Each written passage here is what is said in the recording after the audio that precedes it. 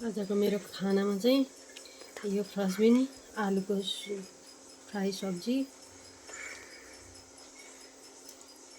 मैले बेथुवा सागको अचार चटनी बनाएको बेथुवा सागको।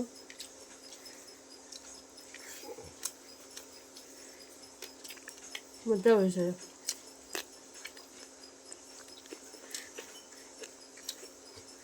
सबैले लगाएर बनाएर खानुहोस् तपाईँहरू नि, मिठो छ।